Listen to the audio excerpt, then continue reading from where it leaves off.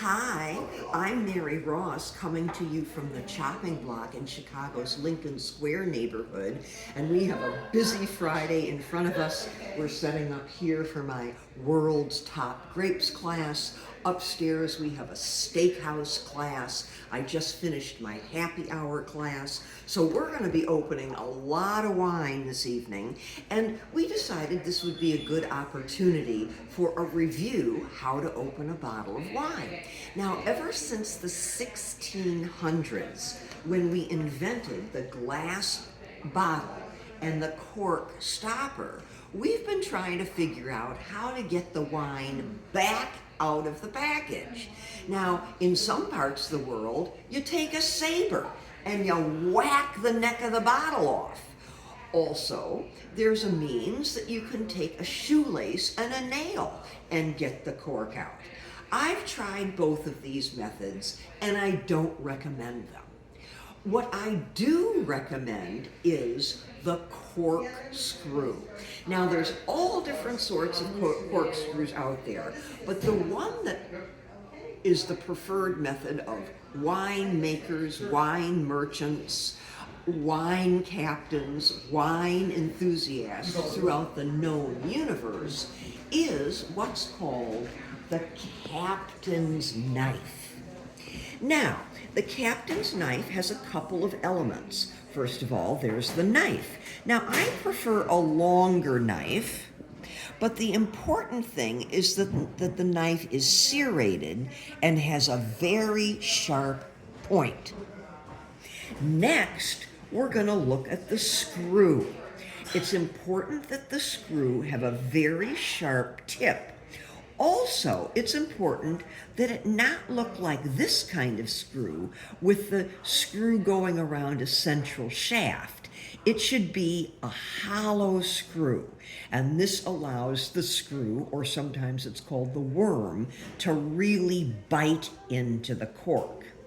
Then finally, we have the hot tech trend of 1600 BC, a stalwart of human ingenuity called the lever. Now, I learned to open a bottle of wine with a single lever corkscrew, but now the double lever corkscrew is more fashionable and possibly more efficient, so I'm going to use the double lever corkscrew.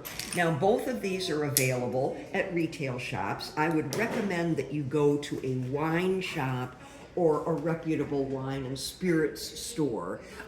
Don't buy it at a grocery store. And they will cost anywhere from about $10 all the way up to a couple of $100. But you can get a very good corkscrew for, maybe under $15. Okay.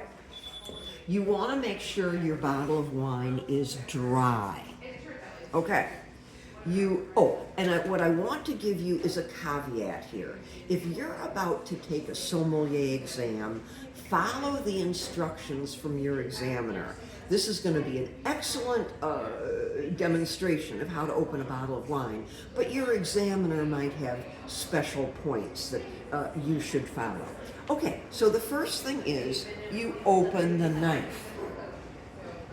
And you take your bottle, and with the tip of your knife, you put it under the second lip. Not up here, because up here the wine could get caught with the capsule. You cut the capsule under the second lip, and then you give it a little backhand like this. And you do this. Now, if you go to a bistro, you see people twist the bottle around. That's casual, that's fun, but it's not actually correct. Okay, so then what we're going to do is we're going to take our knife, we're going to make an upwards incision, and this allows us to get a little tab, and then we scrape off the capsule. Sometimes it's a little easier than others, and look at that nice, clean package.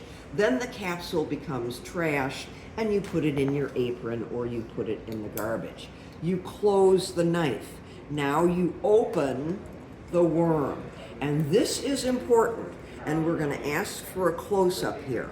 we want to put the cork as close to the center, or the point of the corkscrew as close to the center as possible. And then you want to give it a good screw, strong enough so that if you let go, it would stand. If you don't give a good bite, you're not going to be able to put the corkscrew down straight. So then you screw it in, and you screw it in so that you can put this first lever. Now, this is also important. You want to hold the lever. If you put your hand down here, the lip of the bottle might break, and more importantly, you could really hurt your hand. So you always want to really hold this in place. Now, it's going to look like I'm pulling up, but I'm not pulling up, I'm pulling back. If I pulled up, it's very, awkward, and I'm using this small muscle here. I want to use this big, strong muscle back here, and I want to say in my mind, I'm shooting a bow and arrow. So it might look like I'm pulling up, but in fact, I'm pulling back. Okay, so that first lever did its job. Now I let go again, and gotta screw it in a little more. Uh-oh, broke the cork. So I didn't pull it up far enough. That was my fault. Okay. Then we're gonna see, I still didn't pull it up far enough. I'm gonna backhand it a little bit. Okay, see, this happens to the best of us. Now I'm gonna do it again. Okay, and there we go. Oh, now in your Master Sommelier exam, you probably wouldn't break the cork, and you would never touch the lip of the bottle. Then you would unscrew the cork, either put it on by the host or hostess's side, and then eventually you whisk away the cork. So that is our demonstration, how to open a bottle of wine. And now I better start pouring this wine for my class, and I want to wish you all happiness, good wine, and good health.